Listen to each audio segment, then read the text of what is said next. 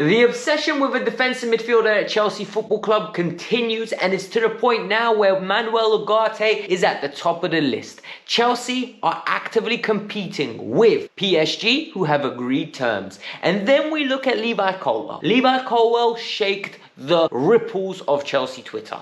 Chelsea Twitter are absolutely panicking, and I'm here to defend the kid because a lot of people don't understand that he's just a young kid having fun and enjoying his life. But the reality is they're trying to make it personal and they're trying to get him out the club. And we will break down on a high level the calamity that happened at Old Trafford yesterday. So let's get into it. Welcome to the Kavkas View, and in today's video we are going to start with the Manuel Ugarte news. Alright, so Ugarte is a very talented footballer, a Uruguayan international, 22 years old, comfortable on the ball, but he's known for his industrial style of play. Very hard in the challenge, consistently covering the ground well, very mobile, tall, strong. He's just a very complete, robust midfielder and suits Ruben Amorim's style to a very good extent, where it's possession-based, very expansive, high up-tone energy. And if I had to compare the way Sporting play to anyone in the Premier League, it would be Brighton. So the translation from Brighton to Chelsea maybe would be difficult for the player, but he's a very good player and I'd back him to come across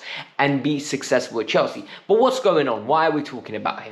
Well, number one, a lot of stories were leaking yesterday that PSG were ready to activate the release clause that Manuel Ugarte has of 60 million euros. And PSG, prior to getting ready to activate the clause, have already spoken to the players' camp and have agreed personal terms. So that sent shockwaves all around Europe. We know Chelsea, we know Liverpool, we've heard that Manchester United have all been looking at Ugarte.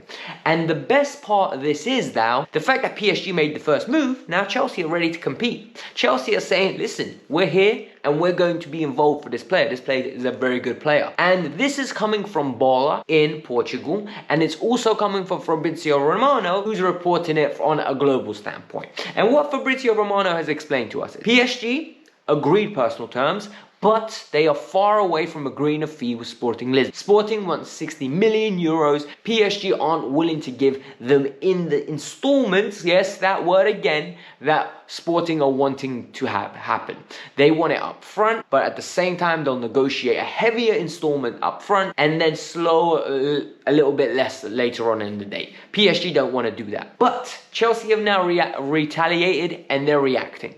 Apparently, they're willing to match what PSG are bidding with better installments. And Fabrizio Romano is reiterating that now it's going to come down to the player, and more importantly, it's going to come back down to salary. Mendes is on the job.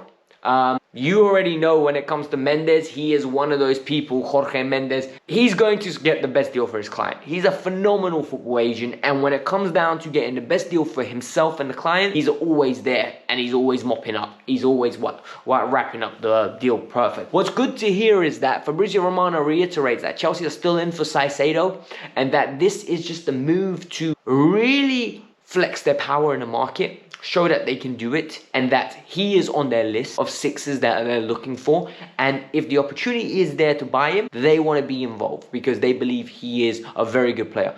Personally, I would rather have Caicedo. I don't know what a lot of you think. I like the proven tag. I like Caicedo on the ball a bit more. I just think Caicedo is the second regen of Kante.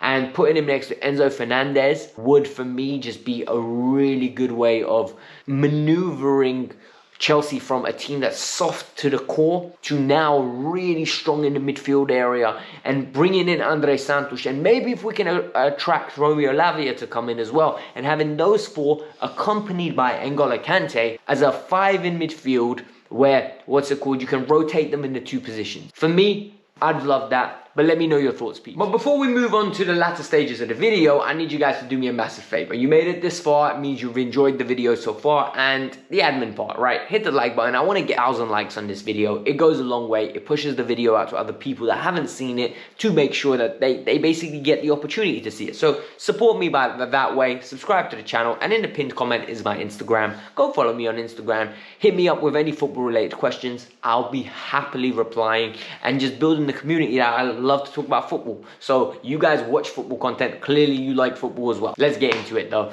Levi Colwill. So when it comes to Levi Colwill, a lot of the Chelsea fan base at this moment in time is sensitive, right? Chelsea fan base have been burnt in the past with the fact that we've let talent go that have come through the youth academy. So now anytime we're about to let anyone go, they're panicking. Everyone is a Nathan Ake, everybody is a Kevin De Bruyne, everybody's a Mohamed Salah, players that have been on our books and we've let go, and they've gone on to achieve great things. Romelu Lukaku even, we ended up spending £100 million nearly to bring him back. So now, Levi Colwill's gone on loan to Brighton. Everyone's convinced that he's going to come back and start for us. Talent is there, guys. We can't deny it, right? It's looking sticky, and that's the best way I can put it, because Levi Colwill, after the Brighton game, the final game that he's meant to play at home for Brighton, has come out and did an interview. In this interview, he said, Brighton were there for me when other people didn't believe. And I'm the type of person that likes to repay people for that.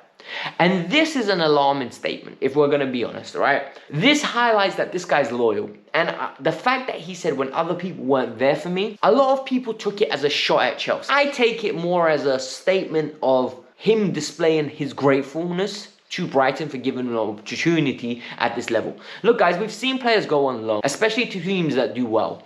And a new manager comes in after Potter leaves and says, you know what? I'm not going to play this kid. He's not going to be here next year. Why am I developing a talent for, Chelsea? He's not going to be here next year. I'm not investing my time.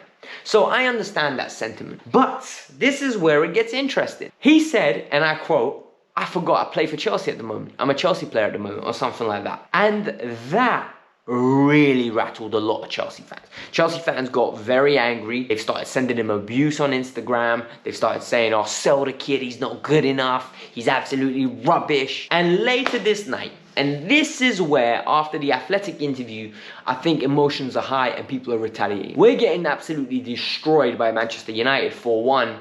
And some content creator, Brighton fan, messages Levi Colwill and goes, how you feeling, mate? And he puts up a photo where he's drunk, clearly. Billy Gilmore's drunk with a cocktail in his hand.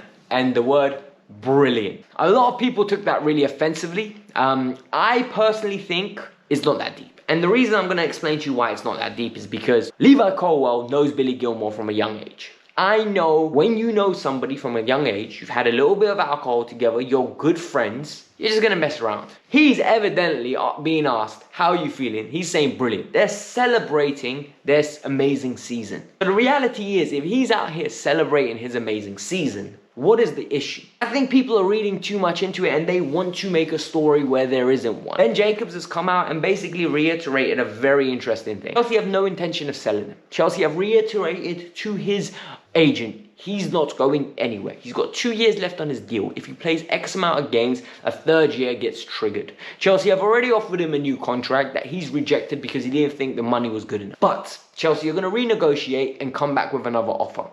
I know people are very sensitive at this moment in time with the Mount situation, where Chelsea have lowballed Mount and now is trying to get to a situation where he demands a new deal. So I think we need to be patient. And the reality is, I think Levi Colwill will play next. Badiashile is injury prone. Wesley Fofana is injury prone. Thiago Silva is old. The fact of the matter is, we're going to depend on this kid. So back him, have faith in him, and stop trying to make a problem out of where there isn't one. That's just my personal opinion. Now, let's move on to a quick overview of Joao Felix and Fofana, because a lot of them have come under criticism, and Enzo Fernandez. So I'm just going to have a quick overview over yesterday's game. So I missed yesterday's game. The reason I missed yesterday's game was I went out with some friends. Because doing this job, and yes, it's a job, right? Watching Chelsea and then coming on camera straight after the game, it takes up a lot of your time commitments, and sometimes you just want to go out. And the reality is, the season's done.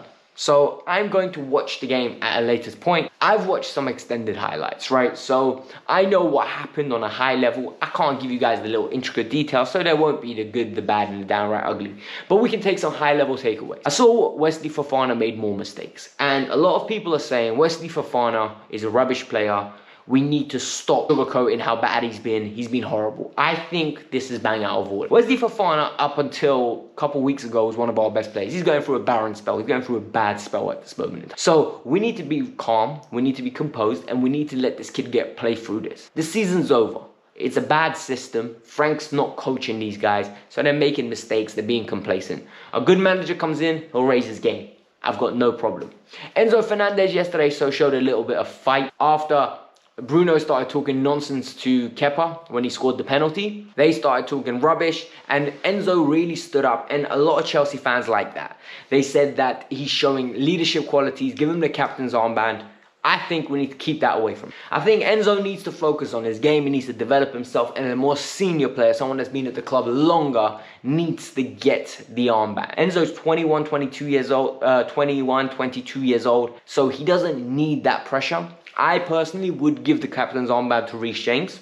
I think Reece's problem would be that he's always injured, so we need a good vice captain, maybe a Ben Chilwell as a vice captain, a Thiago Silva as a vice captain, because Thiago will be leaving, or maybe give the captaincy to Thiago, and then start working from there. So that's the big takeaways, and Joao Felix. Because I put up something on the community page that we have. I'm positives, right? I'm looking for positives. Joao's got 4 goals in 11 starts, 15 games.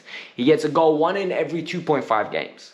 For a midfielder, that's not bad stats. For a midfielder in a dysfunctional team, that's actually pretty good stats. But we need more. We want more assists, and we want more production. Hopefully we get him on loan, and next year he can take the step forward and actually integrate himself amongst one of the better productive finishers in the league. And that's just my personal opinion. He shoots on sight. I like to see it. He's creative. He's talented. And a lot of people are anti him due to Mount, and I don't understand why.